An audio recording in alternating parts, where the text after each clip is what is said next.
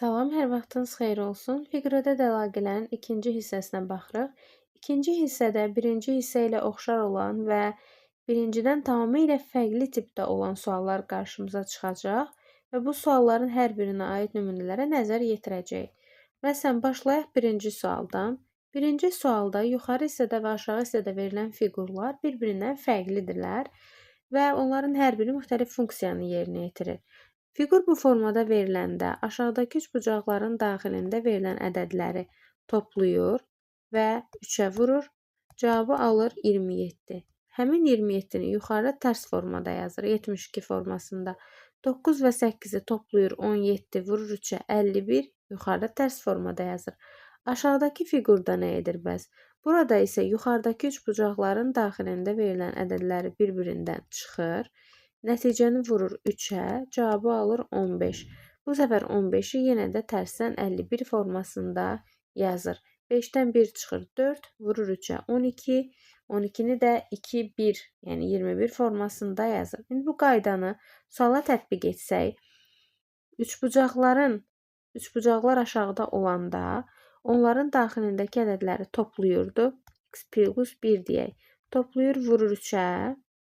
Nə edir? Yuxarıda tərsdən yazır. 72 tərs 27-dir. Onda x plus 1-i 9 alır. X də bərabər olur buradan 8-ə. Aşağıda da yoxlasaq 8 çıx 1 bizə verir 7. 7-ni də 3-ə vuranda 21. Həqiqətən də tərsdən yazılmış olur. Buna görə də doğru cavab olur 8. Y variantı. Məsələn, 3-cü, 4-cü tip sual nümunələrində baxırıq ki, burada ədəd böyük hissə verilib bizə və o böyük hissələrdə böyük bir fiqurdur. Bu fiquru biz hissələrə bölə bilərik. Çünki buradakı hissə ilə aşağıdakı hissənin bir-birindən heç bir bağlantısı yoxdur. Bunu 4 hissəyə bölüb hər bir hissəyə ayrılıqda baxmaq olar. Bu hissəyə ayrılıqda baxmaq olar. Aşağıdakı bu hissəyə ayrılıqda, sağdakı və soldakı hissələrin hər birinə ayrılıqda baxmaq olar. Məsələn, sol hissəyə ayrılıqda baxsaq, sol hissəyə bura baxsaq, 8, içəridə verilən 8, 4 və 2 ədədləri kiçik ədədlərdir. Xaricdə verilən 40 və 24 ədədləri isə nisbətən böyük ədədlərdir. Fikirləşirik ki, 8, 4 və 2-ni bir-birinə vursaq, nəticə bizə verər 64. 64 də 40 və 24-ün cəmi şəklində göstərilə bilər. Deməli, nə edir? Daxildəki ədədləri bir-birinə vurur. Dairələrin içərisindəki, yarım dairələrin içərisindəki ədədləri isə toplayır. Onu yoxlayaq bu hissədə də. Yoxlasaq 5, 2 və 4 ədədlərini bir-birinə vurur. Nəticəni alır 40. 19 və 21 ədədlərini toplayır. Nəticə bizə verir 40. Və tapdığımız qaydanı A və B üçün də tətbiq edək, məchulu tapaq və sualın cavabını təyin edək. İndi baxıram ki, 23 və 26 ədədlərinin cəmi bizə verir 49. Deməli, içəridə olan ədədlərin hasili də bizə 49 verməlidir. 7 vur 1 vur A ədədin hasilləri 49 verirsə, buradan A-nın 7-yə bərabər olduğunu tapırıq. Daha sonra buradan B-ni tapsaq əgər 2, 6 və 3 ədədlərinin hasili bizə 17 ilə B-nin cəmini verir. 17 plus B-nin cəmi bizə 36 verirsə, onda B-ni tapmaq üçün də 36-dan 17-ni çıxırıq. Cavabı 19 almış olarıq. Bizdən nəticədə A və B-nin cəmini soruşur. A və B-nin cəmini isə alarıq ki, 19 plus 7 bərabərdir 26. Doğru cavab olur 26. B variantı. Sonra davam edə bilərik fərqli tipdə sual nümunələrindən 15. 15-də nə etməliyik bəs? Baxırıq ki, A-nı 3-ə vurur, B alır. B-dən 9 çıxır, C alır. Təzədən C-nin üzərinə 5 gəlib, yenidən A alır. Onda biz burada B-nin yerinə A-nı 3-ə vuranda B alırsa, B-nin yerinə 3A yaza bilərik. C-nin yerinə bəs nə yazmalıyıq? Buradan 9 çıxmalıyıq da. 3A çıx 9. Daha sonra 3A çıx 9-un üzərinə 5 gələndə A-nı alırıq. Deməli, A bərabər olmalıdır nəyə? 3A çıx 9 plus 5. A nəyə bərabər oldu? 3A çıx 4-ə. Buradan 2A'nın 4-ə bərabər olduğunu alarıq. Deməli, A da bərabər olur neçəyə? 2-yə. Bizdən də elə A-nın qiymətini soruşur. Deməli, A bərabərdir 2-yə. Fərqli tipdə sual nümunələri qarşımıza çıxa bilər. 18, 19, 20. Bəs bu tip suallarda nə edir? Baxıram ki, 18-də fiqur verilib və həmin fiqurlar müəyyən hissələrə bölünüb. Qarşıda da müəyyən ədədlər yazılıb. 6, 3, 4, 4, 8, 4. Bəs bu ədədlərin ifadə etdiyi məna nədir? Baxıram ki, birinci ədədlər 6, 4 və 4-dür. Bu isə nəyi göstərir? Fiqurun tərəflərinin sayısını göstərir. Bu fiqurun 6 tərəfi var, bunun 4 tərəfi var, digərinin 4 tərəfi. Onda sual tələb olunan yerdə fiqurun tərəflərini saysaq, fiqurun tərəfinin sayı bizə verər 8. İkinci yazılıb 3. Burada yazılıb 8, burada yazılıb 4. O bölündüyü hissələrin sayıdır. Baxıram ki, ikinci fiqur 8 hissəyə bölünüb, birincisi 3, üçüncüsü isə 4 hissəyə bölünüb. Deməli, bizdən tələb olunan fiqurda 8 dənə hissəyə bölünüb. 8, 8 olmalıdır. Sonda isə nədir? Baxıram, yazıb bura 4. Bura yazıb 4, burada yazıb 3. Bəs o 4, 4, 3 nədir? Bölündüyü fiqurun tərəf sayı. Baxıram ki, bölündüyü hissələrin tərəf sayı birincidə 4-dür, ikincidə də düzbucaqlara bölünüb 4-dür, üçüncüdə üçbucaqlara bölünüb 3-dür. Və sual tələb olunan yerdə bölünən hissələr üçbucaqlardır, 3 tərəfləri var. Ona görə də 8, 8, 3 olmalıdır. Doğru cavab olur A. Bəs 19-da, 20-də, 19-cu sualda yenə verib 6, birincilər yazıb 6, 5, 8. Birinci nə olmalıdır bizdə də? Tərəf sayı.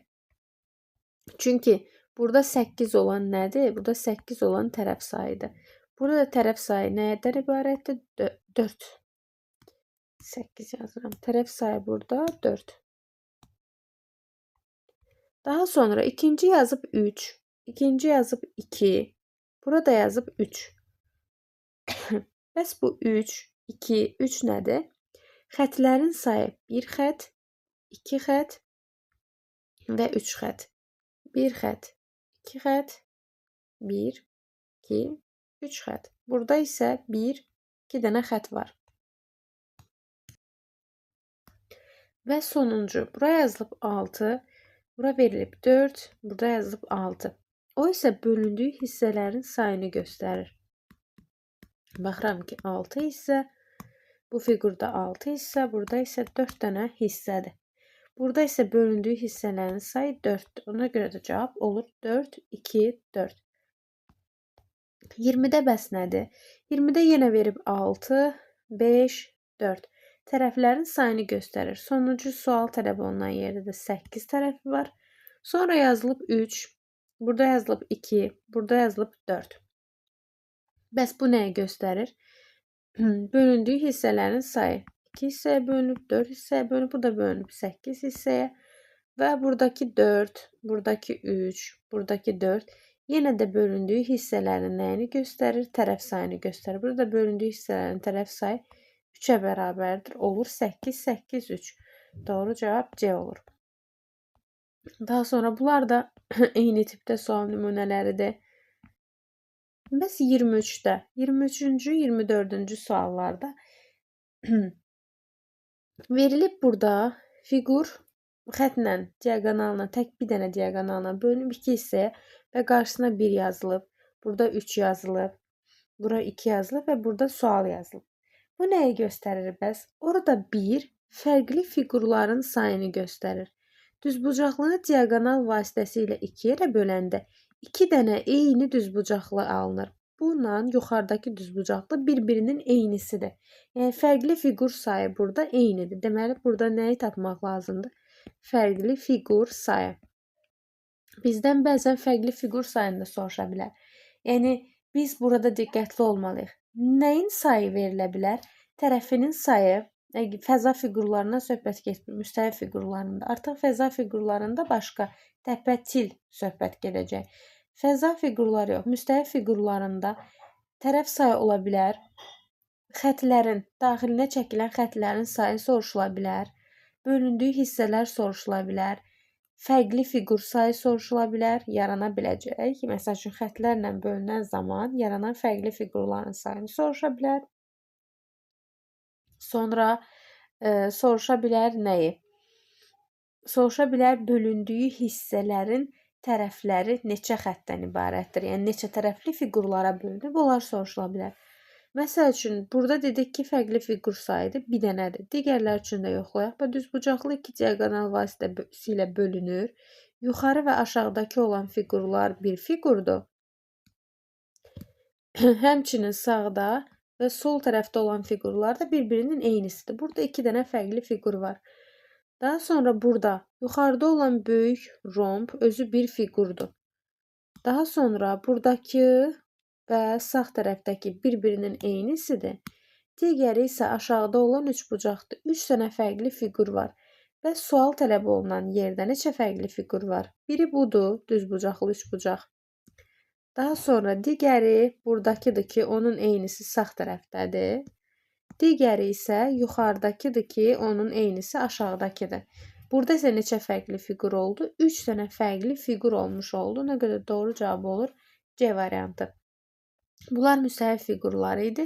27-də isə artıq fəza fiqurlarından söhbət gedir. Fəza fiqurlarında nə soruşula bilər? Təpə sayı, til sayı, sonra üzlərin sayı və bunları soruşa bilər. 27, 28 tipli suallarda isə qeyd etdiyimiz kimi təpə, til, tərəf sayı və s. soruşula bilir. İndi məsələn, baxaq 28-ə. 28-də nə qeyd olunub? Birinci yazıb 6, 8, 1, 2. Baxıram ki, kubda 6 nə ola bilər? Kubun 6 dənə üzü var. Deməli, birinci soruşulan oradakı üzlərin sayıdır. İkinci yazıb 8. 8 kubda bizə məlumdur ki, kubda təpə nöqtələrinin sayı 8-dir. Deməli, ikinci təpə nöqtələrinin sayını göstərir. 12 isə kubun tilidir. Üçüncü isə tilin sayını göstərir. Yəni, til dedikdə bu kənar xəttlər. 4'ü buradadır, 4'ü yuxarıdadır, 4'ü soldadır və 4 dənəsi də hardadır? Aşağıdadır. Və bu 4 burada, 3 burada, 3 bu hissədə, 2 dənəsi də burada qalır. 12 dənə til mövcuddur. Kənar xətlərinin sayını saysaq 12 dənədir. İndi digərlərinə də verilib 5 dənə üzü var, 5 dənə təpəsi var. Çünki üzlərin 4 dənəsi yandadır, biri aşağıdadır ikinci fiqurda. 8 dənə də nədir? Tildir. 5 dənəsi, 4 dənəsi yuxarıdadır, 4 dənəsi də aşağıda oturacaqdadır. İndi suala tətbiq edirəm. Birinci üzlərin sayıdır. Üzün biri üstdədir, biri aşağıdadır və 5 dənəsi də yandadır. 7 dənə üzü var. Daha sonra təpə sayıdır. Təpə nədir bu? 5 bucaqlı prizmadır. 5'i yuxarıda, 5 təpəsi də aşağıdadır. 10 dənə təpəsi var. Tillərin sayını isə saysaq, 5'i yuxarıdadır, 5 dənəsi aşağıdadır və 5 dənəsi də yanlarda onları bir-birinə birləşdirir. 15 dənə də til mövcuddur. Ona görə cavab 7, 10, 15 olmuş olur A variantında. Daha sonra 25-ci sual qəbul sualı olub. Qəbul sualıdır. Necə ki, burada qeyd olunub 6 və 2, 4 və 1 fiqurlara görə. Baxırıq ki, bu fiqurların bucaqlarının sayıdır. 1, 2, 3, 4. Daxildə olan 4 və xaricdə olan 1 dənəsi. Birinci daxildəki bucaqların sayını sayır. İkincisi xaricdə olan bucaqların. Xaricdə deyəndə əslində bu da daxili bucaqdır. Sadəcə kiçik bucağı götürür o. Bu daha böyük bucaq olmuş olur axı. O səbəbdən, yəni xaricdə götürür. Bu 180-dən kiçik bucaqlarda belə deyək. 3, 4, 5, 6. 1, 2, 3, 1, 2, 3, 4, 5. Bu da oldu 6. 6 dənəsi daxildədir. Xaricdə olanlar isə bu və budur. 2 dənəsi də xaricdə. Həmçinin digərində daxildə olanlara baxırıq. 1, 2, 3, 4, 5, 6, 7, 7, 8 və 9.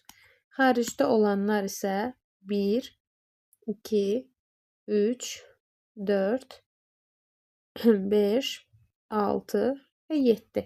İndi suala tətbiq edirik bunu. Daxildə olanlar 1, 2, 3 və 4 dənədir.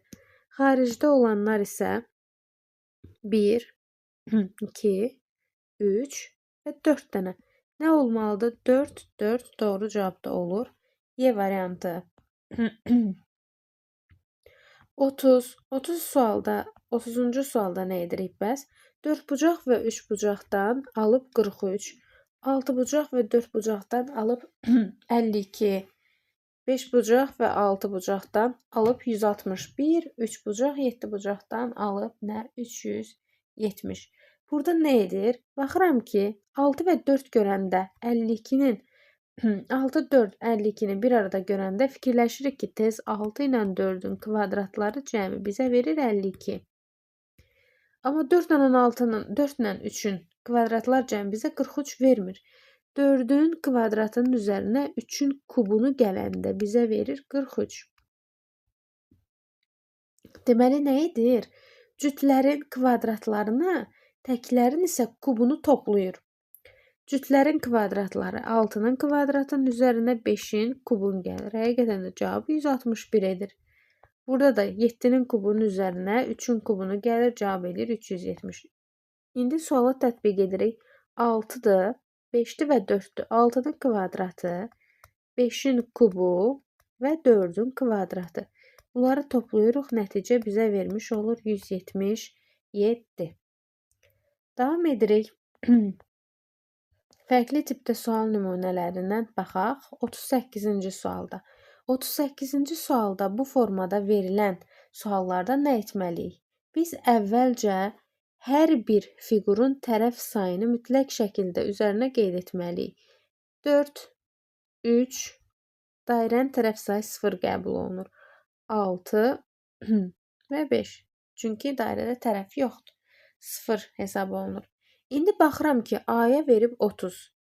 Bu cür suallarda həmişə, yəni fiqurun daxilində verilən ədədlər bir fiqur digər fiqurlarla müəyyən xətlər vasitəsilə birləşir və o birləşdiyi xətlərin sayı ilə bağlı, məsəl üçün bir say ortaya çıxa bilər.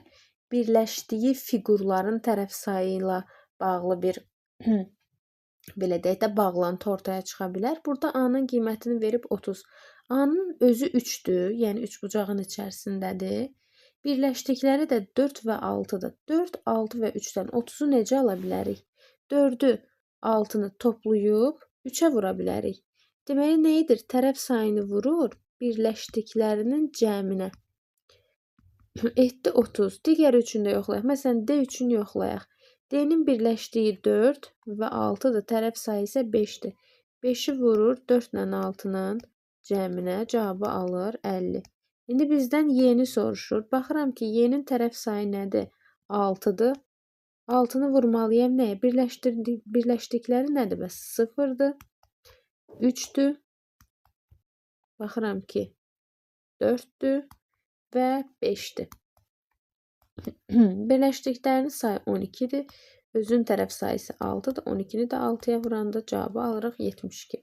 Deməli, doğru cavab olur 72. Y variantı. Davam edək növbəti suala. Məsələn, 40-cı sualda. 40-cı sualda yenə də qeyd etdiyimiz kimi ətrafına tərəflərin sayılarını qeyd etmək lazımdır. 3, 4, 4, 6, 5 və 0. A-nın bərabəri 4 verib. A-nın birləşdikləri 0, 4 və 3-dür. Birləşən tərəflərin sayını bir-birinə vurmaq lazımdır. Yəni, A vurduq, etdi 0, üzərinə də tərəf sayını gəldik, oldu 4. B üçün baxaq. B-nin birləşdikləri 5 və 4-dür. Bir-birinə vursam 20, üzərinə də B-nin tərəfinin sayını gəlsəm, olacaq neçə? 23. Y üçün bizdən soruşur. Deməli, nə etməliyik Y-ni tapmaq üçün? Birləşdiklərini bir-birinə vurmalı və üzərinə tərəf sayını gəlməliyik. Birləşdirdikləri y-nin birləşdiyi xətlər hansılardır? Fiqurlar. Biri 5-dir, biri isə 4-dür. Vurduq bir-birinə və y-nin tərəf sayını üzərinə gəlirik. 6-na gəlirik. Cavab olur 26. Deməli, doğru cavab 26. D variantı olur. 41, 43, 44 tipli suallarda bəs nə edirik? Bu tip suallarda ədədlər bir-birindən alınır. Yəni, məsəl üçün 28-i 2-yə bölə bilər, vura bilər, çıxa bilər, toplaya bilər bu formada. Çox vaxt aşağı gedən əməliyyatlar bölmə və çıxma, yuxarı gedən əməliyyatlar isə vurma və toplama olur. Məsələn, aşağı gedəndə çıxma edibsə, yuxarı gedəndə toplama olacaq. Aşağılar çıxma, yuxarılar toplama. Və yaxud da ki, aşağı gedən oxlar bölməni, yuxarı gedən oxlar isə bölmədirsə, burada vurma, burada bölmədirsə, burada da olur vurma. İndi məsələn yoxlayaq. 28-i 2-yə böldü 14. Vurdu 3-ə 42. 42-ni böldü 6-ya 7. 7-ni də 3-ə vurdu 21. Nəticə 21. Deməli, tapdığımız qayda bu formadadır. Bölmə. Yoxlayaq. 36-nı bölür 4-ə 9. Vurur 6-ya 54. 54-ü bölür 27-yə 2. 2-ni də vurur 3-ə 6. Deməli, aşağı gedən ox bölmə, yuxarı gedən vurma imiş. İndi suala tətbiq edirik. 12-ni bölürük 4-ə 3. Vururuq 8-ə 24. 24-ü bölürük 6-ya 4. 4-ü də vururuq 3-ə 12. Doğru cavab olur 12. B variantı. Bu məsələn 42-ci sual ötən ilin qəbulunda istifadə olunmuş bir sual nümunəsidir. Demək olar ki, qəbulda istifadə olunan çətin suallardan biri idi. Çünki bilirsiniz necə ağla gəlmir. Burada götürür bu hissələri 2-yə bölüb toplayır. Yəni normalda biz düşünə bilərik ki, onun üzərinə 8 gələr, məsəl üçün 5 çıxar, üzərinə 4 gələr, 8 çıxar. Və yaxud da ki, ondan 8 çıxar, üzərinə 5 gələr, 4 çıxar, üzərinə 8 gələr. Bu nə edir? Buradakıların yarısını gəlir üzərinə. Yoxlayaq, onun üzərinə 8-in yarısını 4 gəlir, oldu 14. Gəlir 8-in yarısını 14. Çıxır 5, oldu 9. 9-un üzərinə gəlir 4-ün yarısını. Yəni olur 11. Burada da 8 çıxır, nəticə olur 3. Neynir? 4-ün yarısını, 8-in yarısını üzərinə gəlir, sağa gedən ox üzərinə gəlir, sola gedən çıxır. Sağa gedən üzərinə gəlir, sola gedən çıxır. Və suala tətbiq edək. 2-nin üzərinə gəlir 26-nın yarısını. 2-nin üzərinə gəlir 13. Buradan çıxır 9-u. Sonra üzərinə gəlir 2-nin yarısını. Yəni 1-i və burada da çıxır 4-ü. 15 çıx 9, 6 plus 1, 7. Oradan da 4 çıxanda cavabı almış oluruq 3. Deməli, sualın yerinə doğru cavab olur 3. D variantı. Deməli, 45 və 46, 47, 48-ə qədər olan suallar bağlantılarla bağlı bir sual nümunəsidir. Bu tip suallarda nə verilir? Sualın şərti belə qeyd olunur ki, fiqurlar bağlar vasitəsilə bir-biri ilə əlaqələnmişdir. Təbii ki, burada fiqurlar 5 dənə, 6 dənə, 7 dənə, 12 dənə ola bilər, 8 dənə ola bilər. Yəni sayları fərqlidir. Burada hal-hazırda 6 dənə dairə verilir, amma onların sayı çox da ola bilər. 12 olar, 13 olar, 10 olar və s. Şərt belə olur ki, fiqurlar bağlar vasitəsilə bir-biri ilə əlaqələnmişdir. Birinci şəkil deformasiya olunaraq ikinci formaya düşüb. Yəni, bu birinci şəkildir, bu da ikinci. Deformasiya olunaraq ikinci formaya düşür, lakin bağlar qırılmır. Yəni, bu bağlardan da istifadə edərək biz x, y-in yerinə düşəcək hərfləri tapmalıyıq. Bu tip sualları həll edəndə nə etmək lazımdır?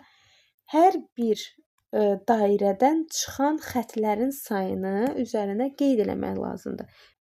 K-dan çıxan xətlərin sayı 1, R-dən çıxan xətlərin sayı 3, M-dən çıxan xətlərin sayı 1, 2, 3, N-də 2, P-də 3 və T-də isə 2-dir.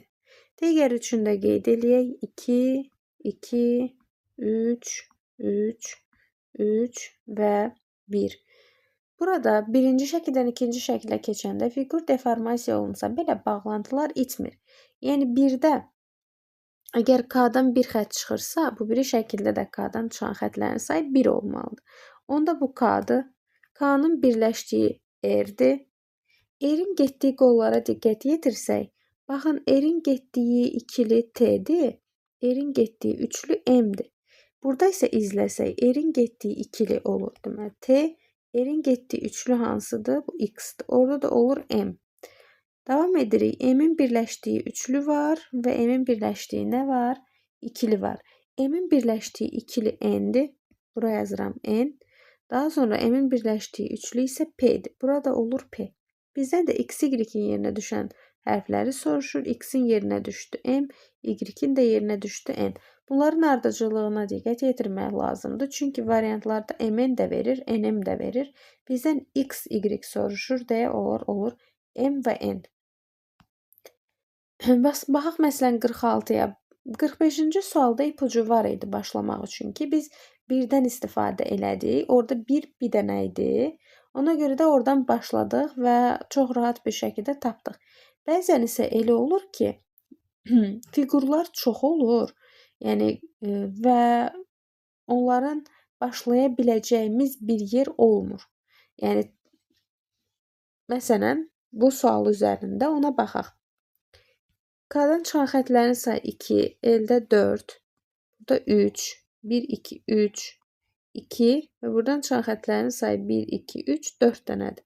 Burada qeyd etsək 4, 3, xəttlərin sayı 4, 2, 3 və 2-yə bərabərdir.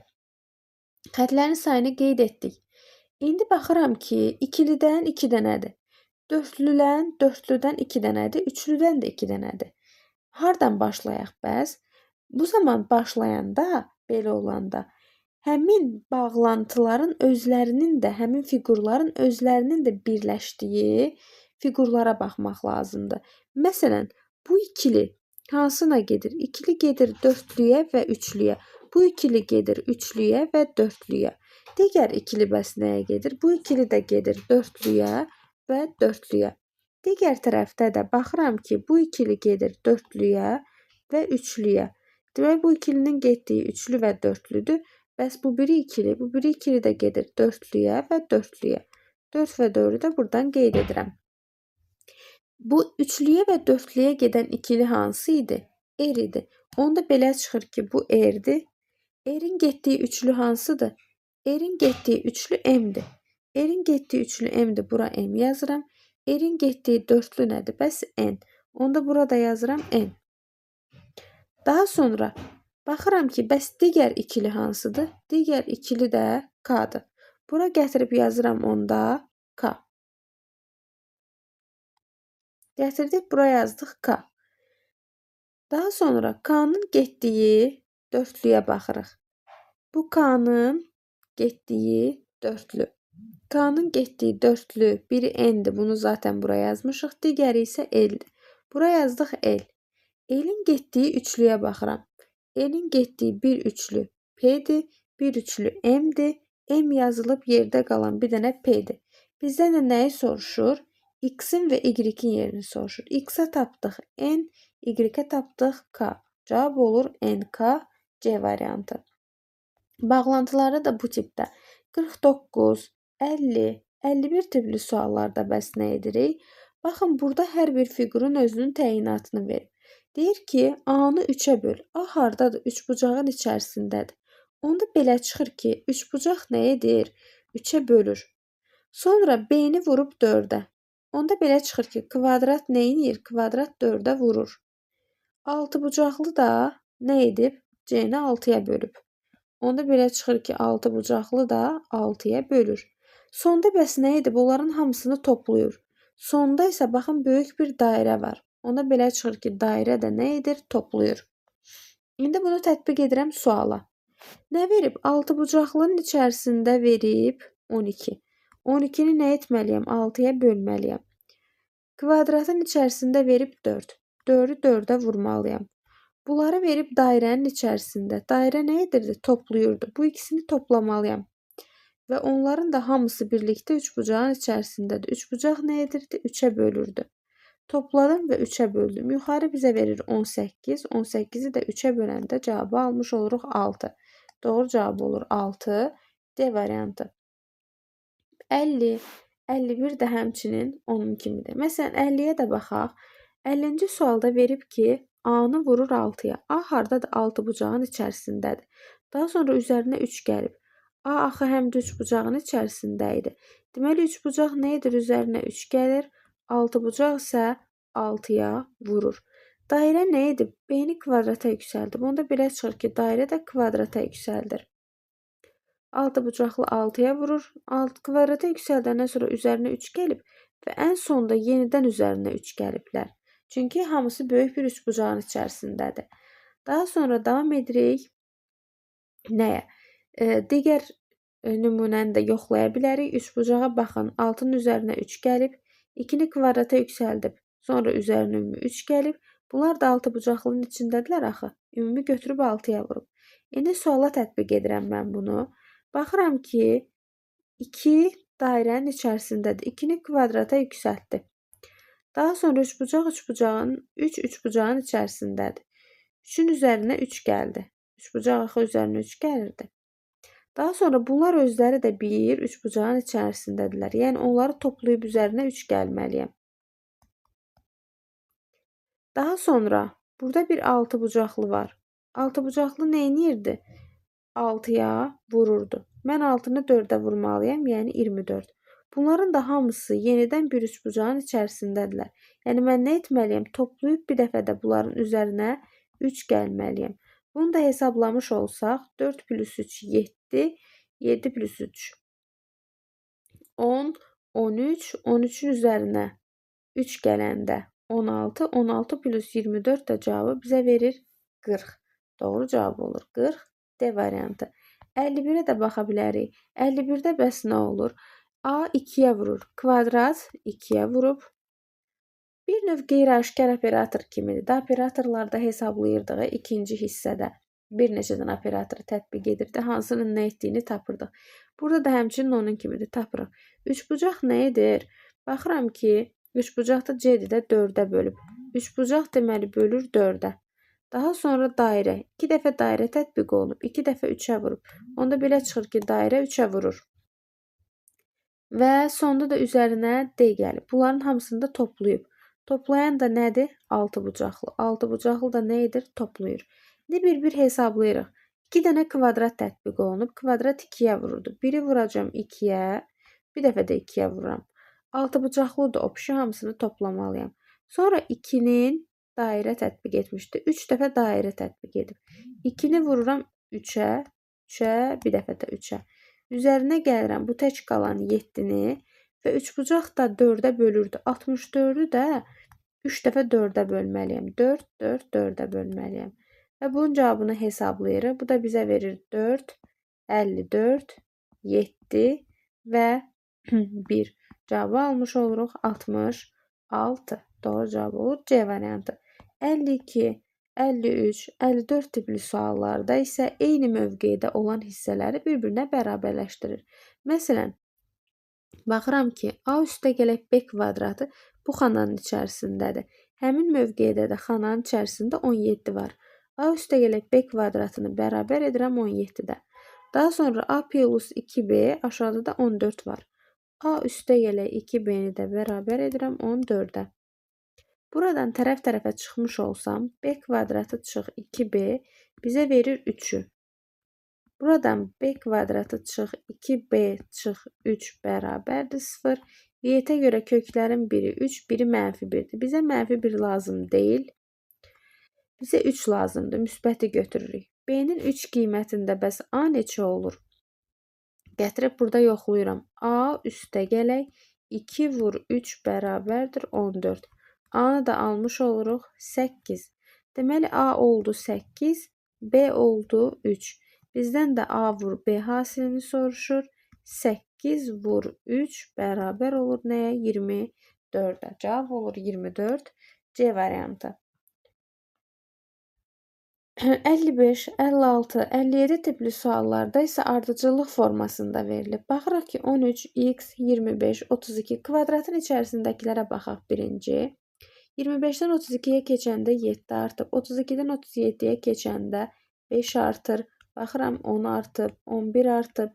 Ədəd artımlara fikir versək, ədədlərin rəqəmlərinin cəmi qədər artım baş verir. Onda 13-ün üzərinə də nə gəlməliyəm? 1-lə 3-ü. Yəni 4 gəlməliyəm. X olur 17. X-in qiymətini tapdıq 17. İndi davam edib Y-i tapırıq. Y isə dairələrin içərisindən. İndi biz dairələrin içinə diqqət yetirməliyik. Dairələrin içərisində var 63, 37, 56, Y, 85, 95. Bunların ədədlərinə, rəqəmlərinə fikir versək, 9, rəqəm cəmi 10, rəqəm cəmi 11, növbətdə rəqəm cəmi 12 olmalıdır. Burada 13, burada isə 14-dür. Bizə isə rəqəm cəmi 12 olan cavab lazımdır. Birincisi 17 olan, burada rəqəm cəmi 11-dir, burada rəqəm cəmi 10-dur. Deməli, A variantında ödənir. Y-in də yerinə olmalıdır 84. Doğru cavab olur A. 58, 59 və 60 tipli suallar da eynidir. Məsələn, 58-ə baxaq. 58-ə baxsaq, daxildə olan fiqurun tərəfinin sayı 4-dür. Çöldəki fiqurların da tərəf sayıları bizə boş-boşuna verilmir. Çöldəkin tərəf sayı 5-dir. Burada 6-dır. Burada 8-dir və burada da 5-dir.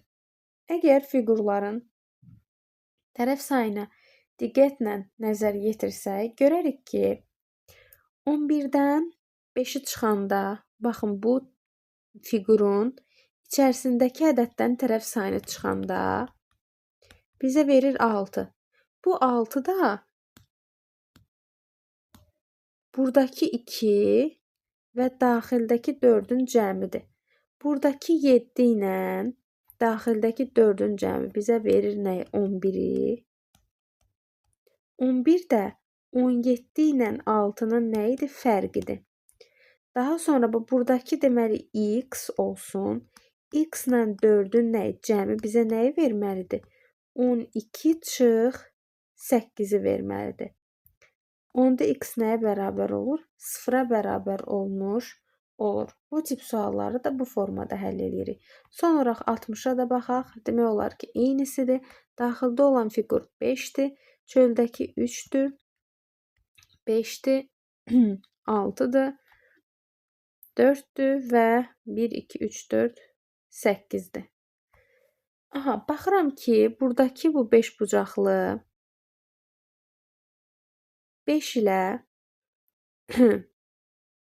7-nin cəmi bizə nə verir? 12.